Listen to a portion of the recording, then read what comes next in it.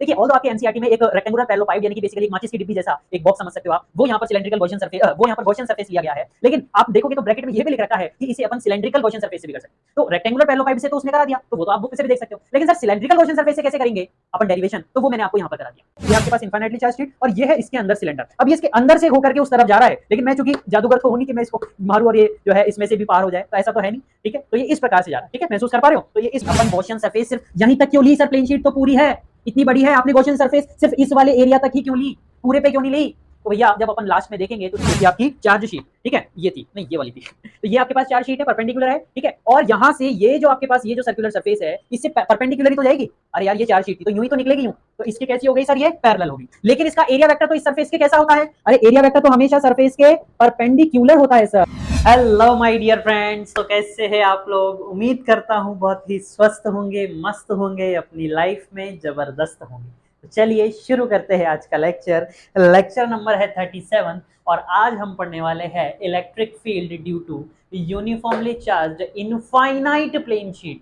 क्या कैसी है हमारी प्लेन शीट, हमारी जो प्लेन शीट है वो यूनिफॉर्मली चार्ज्ड है, इनफाइनाइट है। ये दो खासियतें हैं हमारी प्लेन शीट की, ठीक है।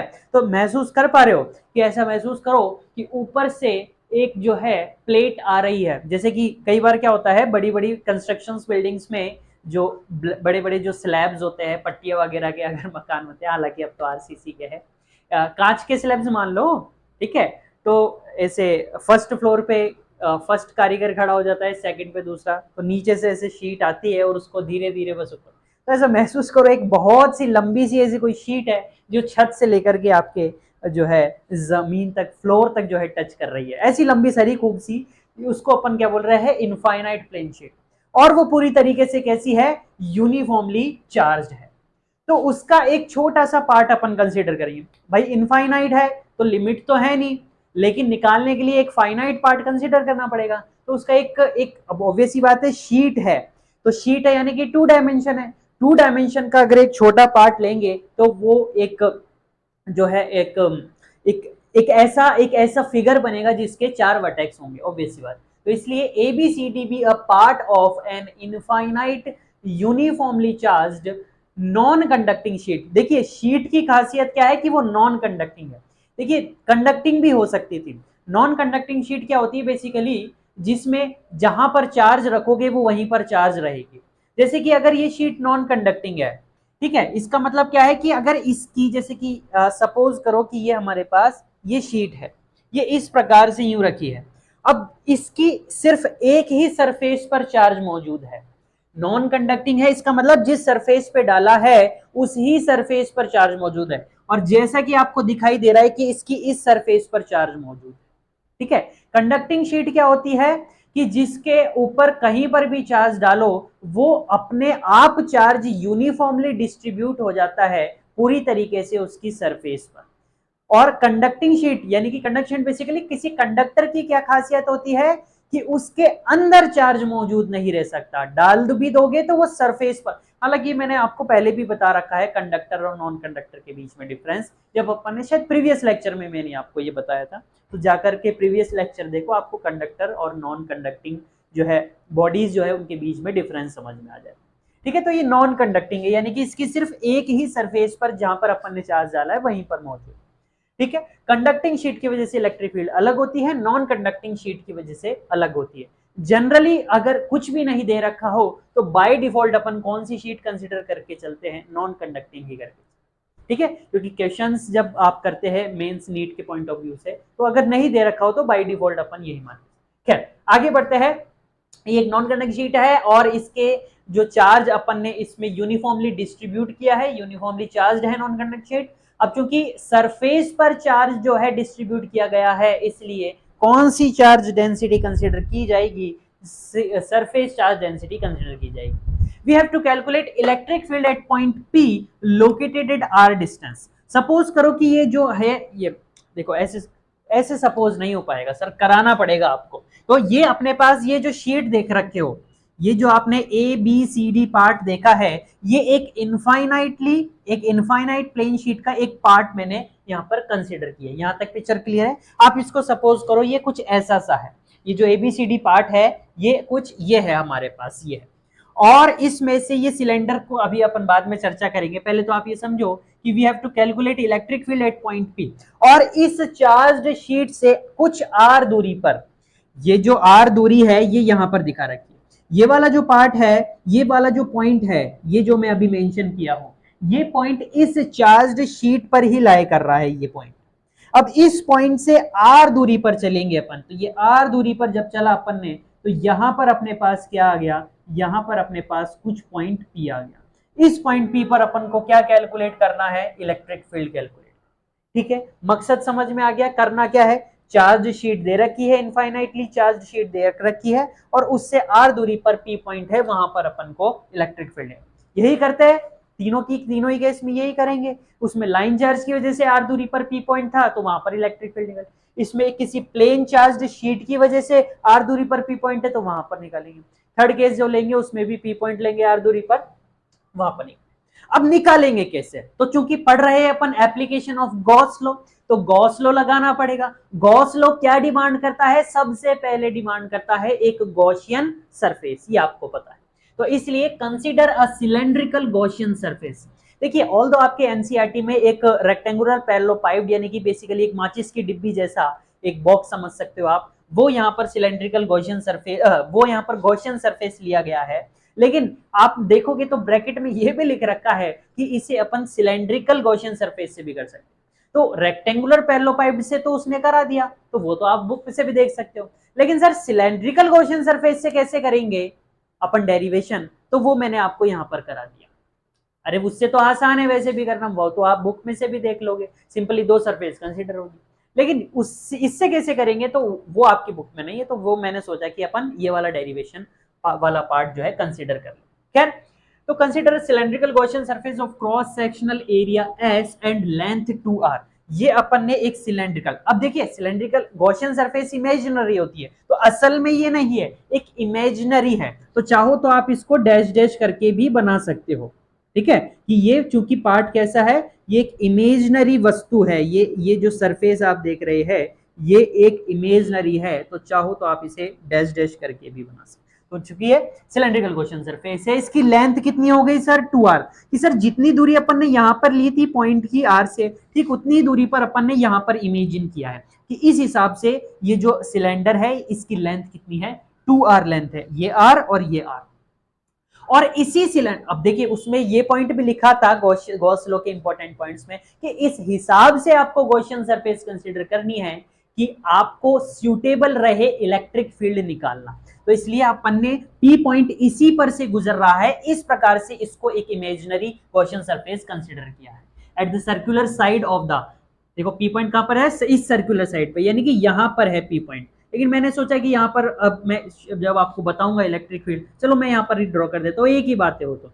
ठीक है, यहाँ पर है पी पॉइंट, हालांकि फिर मेरे को मिटाना पड़ेगा जब मैं आपको समझा रहा हूँ यहाँ पर। खैर, circular side and the sheet divides cylinder into 2 equal parts. और ये शीट किस प्रकार से है सर, कि ये इस सिलेंडर को 2 इक्वल पार्ट्स में जो है क्या कर रही है, डिवाइड कर रही है। लेट्स से आप इसको ऐसे समझो कि ये है आपके पास सिलेंडर, ये है सर आपके पास सिलेंडर, माइक चालू है। ठीक है, ये तो है आपके पास सर क्लोज्ड गॉसियन, ये तो है आपके पास इनफाइनाइटली चार्ज्ड शीट। ठीक है, ये आपके पास इनफाइनाइटली चार्ज शीट, और ये है इसके अंदर सिलेंडर। अब ये इसके अंदर से होकर के उस तरफ जा रहा है, लेकिन मैं चूंकि जादूगर तो हूं नहीं कि मैं इसको मारू और ये जो है इसमें से भी पार हो जाए, तो ऐसा तो है नहीं।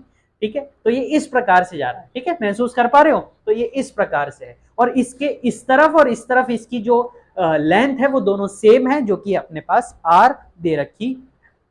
आई होप आपको ये क्लियर हुआ होगा, किस प्रकार से इमेजिन हुआ होगा वो आपको समझ। तो शीट जो है वो इसको इक्वली डिवाइड कर रही है 2 इक्वल पार्ट्स में इस cylindrical Gaussian surface. I hope ठीक है, यहां तक तो क्लियर है। अब बढ़ते हैं अपन डेरिवेशन। तो सबसे पहला काम क्या होता है कि सर गॉस लॉ में जो चार्ज होता है वो चार्ज निकाल लेते हैं सबसे पहले अपन। तो charge enclosed by the Gaussian surface, ये जो गॉसियन सरफेस है इसके अंदर कितना चार्ज मौजूद है, तो लेट्स से कुछ क्यू चार्ज मौजूद है, माना कि कुछ क्यू चार्ज जो है वो इसमें मौजूद है। और क्योंकि हमें पता है कि सरफेस चार्ज डेंसिटी कितनी दे रखी है, सिग्मा, और हमने ये पढ़ा था चार्ज डिस्ट्रीब्यूशन वाले लेक्चर में कि जो सरफेस चार्ज डेंसिटी सिग्मा होती है वो कितनी होती है, क्या होती है, क्या फॉर्मूला होता है उसका, कि सर आपने बताया था charge per unit surface area ही क्या होता है, सरफेस चार्ज। तो यहां से अगर एस को इधर ले जाओगे तो क्या क्यू की वैल्यू नहीं आएगी, आ गई ना सर। तो सिग्मा क्यू की वैल्यू क्या आ गई, सिग्मा सॉरी समेशन क्यू की, यानी कि टोटल चार्ज जो कि इस गॉसियन सरफेस में जो कि कंबाइन हो रहा है, मौजूद है, इसके अंदर एनक्लोज्ड है, वो अपन ने कुछ समेशन क्यू माना था, जिसकी वैल्यू अपन क्या लिख सकते हैं, सिग्मा एस लिख सकते हैं। सर यहां पर एस क्या है, यहां पर एस यही है, अरे इसके अंदर ही तो मौजूद होना चाहिए ना। किसके अंदर, सर जितना एरिया ये कवर कर रहा है, अरे यार नहीं आया, ये इसका जो एरिया था गॉसियन सरफेस का, ये जितना एरिया इस प्लेन शीट पे कवर कर रहा है उसके अंदर कुछ माना था समेशन क्यू, तो इसलिए वही तो सरफेस लेंगे। ऑल दो फिर अपन इंटीग्रेट करेंगे पूरे के लिए बाद में ये इंटीग्रेशन, लेकिन मैं आपको जो बताना चाह रहा हूं वो ये है कि सिर्फ इसके लिए अपन ने, चाहो तो आप इसको लेंथ को बड़ी भी कर लो कि सर जहां तक ये आ रहा है, क्योंकि इनफाइनाइट है ना ये तो वैसे भी। खैर अपन देखेंगे कि ये इसके जो है, अगर अपन कंसीडर भी नहीं करेंगे कि अपन इसको पूरा, तो अपन लास्ट में देखेंगे कि ये इस पे डिपेंड ही नहीं कर रहा, कि अपन गॉसियन सरफेस सिर्फ यहीं तक क्यों ली सर, प्लेन शीट तो पूरी है, इतनी बड़ी है, आपने गॉसियन सरफेस सिर्फ इस वाले एरिया तक ही क्यों ली, पूरे पे क्यों नहीं ली। तो भैया जब अपन लास्ट में देखेंगे तो इलेक्ट्रिक फील्ड ऐसा आएगा कि वो इसके एरिया पे डिपेंड ही नहीं कर रहा होगा, वो सिर्फ डिपेंड कर रहा होगा सिग्मा पर और अपसाइलन नॉट, जो कि पहले से कांस्टेंट, सिर्फ और सिर्फ किस पे डिपेंड कर रहा होगा, सिग्मा पर, कि सर चार्ज की डेंसिटी कितनी डाली है उस पे डिपेंड करेगा, इस कितना एरिया लिया है कितना नहीं लिया उस पे डिपेंड ही नहीं कर रहा होगा। तो इसलिए ऐसा, इससे कोई फर्क नहीं पड़ता कि अपन ने सिर्फ ये वाला ही एरिया जो है कंटेन क्यों किया है, कंप्राइज क्यों किया है इसके गॉसियन सरफेस के अंदर, पूरा क्यों नहीं किया। ठीक है, ये आप आगे चल करके जब फाइनली अपना रिजल्ट आएगा तब आपको पता पड़ेगा। खैर, थस फ्रॉम गॉस लॉ तो अपने पास समेशन क्यू आ गया, यानी कि net charge enclosed in the closed Gaussian surface आ गया। तो वहां से अपन गॉस लॉ जब लगाएंगे तो उसके अंदर जो नेट चार्ज एनक्लोज लिखता है उसकी वैल्यू क्या लिख सकते हैं, इक्वेशन 1 से सिग्मा एस लिख सकते हैं। यहां पर एस कौन सा सरफेस एरिया है, सिर्फ यही वाला सरफेस एरिया है जो कि क्लोज्ड गॉसियन सरफेस का क्रॉस सेक्शनल एरिया है। आगे अब हम डिवाइड कर सकते हैं, डेरिवेशन को आगे बढ़ाना पड़ेगा, तो उसके लिए क्या करना पड़ेगा, हम अगर हम डिवाइड करें, क्योंकि गॉसियन सरफेस तो पूरी है, तो इसकी पूरी की पूरी में से कितना फ्लक्स जनरेट हो रहा है वो कंसीडर करना पड़ेगा। तो पूरी की पूरी गॉसियन सरफेस में से कितना फ्लक्स जनरेट हो रहा है, तो उसके लिए अपन इस गॉसियन सरफेस को तोड़ देते हैं, डिवाइड कर देते हैं 3 पार्ट्स में। सबसे पहला left circular surface S1, sir left वाली ये जो सर्कुलर सरफेस है इसको मैंने कितना नाम दिया सर, इसको मैंने नाम दिया सर S1। अब इसके अंदर कुछ मौजूद था चार्ज, ये जो है, ये जो मैं चार्ज शो कर रहा हूं ये इस गॉसियन सरफेस के अंदर ही है। तो इस चार्ज की वजह से इस चार्ज की वजह से इस सरफेस S1 पर जो इलेक्ट्रिक फील्ड निकलेगी वो अपन अभी दिखाएंगे आगे। राइट सर्कुलर सरफेस को क्या माना है, इस वाली सर्कुलर सरफेस को क्या नाम दिया है, S2 नाम दिया है। और कर्व्ड वाली को, इस कर्व्ड वाली को क्या नाम दिया है, इस कर्व्ड वाली को नाम दिया है सर S3। ये जो सरफेस है इसको क्या नाम दिया है सर S3। ठीक है, ये नीचे लिख लो S3। ठीक है, ये कर्व्ड वाली है, कर्व्ड वाली समझ रहे हो कि सर ये आपकी गॉसियन सरफेस थी ना, तो ये कर्व्ड वाली, ये जो कर्व्ड पोर्शन है इस वाले को नाम दिया आपने S1, इस वाली को नाम दिया आपने S2, और ये जो कर्व्ड हिस्सा है इस वाली सरफेस को क्या नाम दिया सर S3 नाम। ठीक है, आगे यहां तक नोट कीजिए, थ्योरी पार्ट ज्यादा था, राइटिंग पार्ट ज्यादा था, इसलिए मैंने यहीं तक लिख पाया। आगे फिर बढ़ते हैं अपन, यहां तक नोट कीजिए, वो नोट कर लिया होगा। यहां तक अपन पहुंच गए थे, तीनों सरफेसेस S1 S2 S3 अपन ने डिफाइन कर दी थी। यस सर, यहां तक अपन ने डिफाइन कर दिया था। अब अपन ये जो इक्वेशन 2 अपन ने लिखी थी उसको अगर वापस से रीराइट करें तीनों ही सरफेसेस के लिए अलग अलग, तो अपन इस प्रकार से लिख सकते हैं कि सर जो हमारा गॉस लॉ है वो तीनों सरफेसेस के लिए अलग अलग डिस्ट्रीब्यूट जो है हो जाएगा या लगेगा। तो S1 सरफेस की अगर बात करें तो इलेक्ट्रिक फील्ड और एरिया वेक्टर के बीच का एंगल चाहिए। सर एरिया वेक्टर तो हमें पता है कि सर्कुलर सरफेस है तो उसके नॉर्मल होगा। अरे यार एरिया वेक्टर कहां होता है सर, सरफेस के नॉर्मल होता है, तो ये तो हो गया इसका एरिया वेक्टर। हाँ ना बोल भैया, यस। सर बात आती है इलेक्ट्रिक फील्ड किस तरफ होगी, तो भैया इलेक्ट्रिक फील्ड यहां पर चार्ज मौजूद है तो इससे बाहर ही तो आ रही होगी। आंख बंद करके इमेजिन करो, खुद ही पता पड़ जाएगा। तो सर ये जो इलेक्ट्रिक फील्ड है ये यहां से बाहर ही आ रही है। तो इलेक्ट्रिक फील्ड और एरिया वेक्टर के बीच का एंगल कितना मिला है सर, 0 डिग्री मिला है। तो EDS cos 0 degree, cos 0 degree कितना होता है, 1 होता है, वो बात अलग है। अगर इसी प्रकार से S2 के लिए लिखूं तो क्या वो भी 0 डिग्री नहीं आएगा क्या? सर एक ही बात है, चाहे ये वाली सर्कुलर सरफेस ले लो आप, चाहे आप ये वाली सर्कुलर सरफेस ले लो, इन दोनों ही जगह पर आपका जो इलेक्ट्रिक फील्ड है और एरिया वेक्टर है इनके बीच का एंगल कैसा आएगा, 0 डिग्री ही आएगा। लेकिन अगर S3 की बात करूं तो यहां पर चार्ज मौजूद है, तो ये जो सरफेस है इस सरफेस से क्या इस तरीके से इलेक्ट्रिक फील्ड नहीं गुजर रही होगी क्या? हाँ सर इस तरीके से यहां पर इलेक्ट्रिक फील्ड, अरे यार महसूस करो ना, देखिए ये थी आपकी चार्ज शीट, ये थी आपकी चार्ज शीट, ठीक है, ये थी नहीं ये वाली थी तो ये आपके पास चार्ज शीट है, परपेंडिकुलर है, ठीक है, और यहां से ये जो आपके पास ये जो सर्कुलर सरफेस है इससे परपेंडिकुलर ही तो जाएगी। अरे यार ये चार्ज शीट थी तो यूं ही तो निकलेगी यूं, तो इसके कैसी हो गई सर, ये पैरेलल होगी। लेकिन इसका एरिया वेक्टर तो इस सरफेस के कैसा होता है, अरे एरिया वेक्टर तो हमेशा सरफेस के परपेंडिकुलर होता है सर, एरिया वेक्टर हमेशा सरफेस के परपेंडिकुलर होता है। अब परपेंडिकुलर होता है सरफेस के, लेकिन इलेक्ट्रिक फील्ड सरफेस के पैरेलल है, इसलिए इन दोनों के बीच का एंगल कैसा हो गया, 90 डिग्री हो गया क्या सर? हाँ सर, अब की बार इन दोनों के बीच का एंगल कैसा हो गया, 90 डिग्री हो गया। और cos 90 डिग्री आपको पता है कितना होता है, 0 डिग्री, 0 होता है, ठीक है। तो सिर्फ क्या क्या बच गए कि सर ये दोनों बच गए हमारे पास, सिर्फ ये दोनों हमारे पास बच गए। तो यहां से अपन क्या कह सकते हैं कि ये तो आ गया cos 0 डिग्री 1, cos 0 डिग्री 1, तो अपने पास क्या बच गया फाइनली कि सर S1 सरफेस के लिए अगर आप लिखोगे तो ये बच जाएगा, और S2 के लिए लिखोगे तो भी ये ही बच जाएगा, सिग्मा S बाय एप्सिलॉन। अब आपको पता है चाहे मैं S1 का, देखिए शुरू से समझिए है ना कि इलेक्ट्रिक फील्ड जो है वो S1 सरफेस के हर एक पॉइंट पर कांस्टेंट है क्या? हाँ सर, क्यों? क्योंकि S1 सरफेस पर मौजूदा हर एक पॉइंट इस चार्ज डिस्ट्रीब्यूशन से समान दूरी पर है, जो कि कितनी है, R दूरी। तो इसलिए S1 सरफेस के हर एक पॉइंट पर इलेक्ट्रिक फील्ड का मैग्नीट्यूड सेम रहेगा।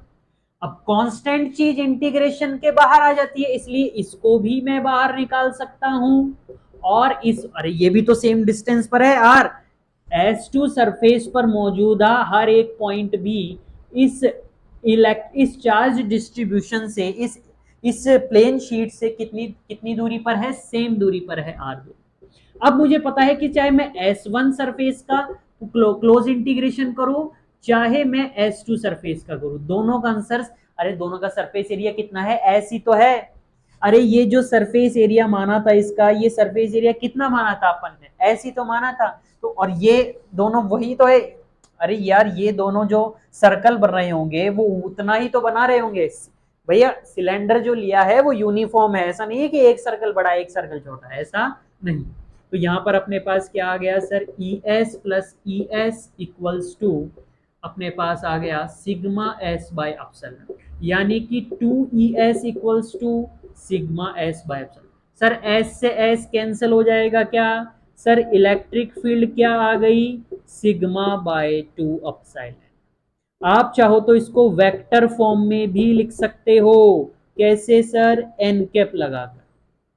यहां पर एन कैप क्या बता रहा है, यहां पर एन कैप बता रहा है unit vector perpendicular to the plane sheet. ये जो प्लेन शीट आपको दिख रही है ना, इस प्लेन शीट के परपेंडिकुलर है ये यूनिट वेक्टर इस तरफ। और ऑब्वियस ही बात है, आपको पता है कि चार्ज सरफेस ये है, तो इस चार्ज सरफेस से इलेक्ट्रिक फील्ड दूर जाती हुई तो होगी, अरे पॉजिटिव चार्ज है ना तो दूर जाती हुई होगी, तो इसके परपेंडिकुलर ही होगी, यूं ही तो जाएगी दूर, यूं थोड़ा ना जाएगी।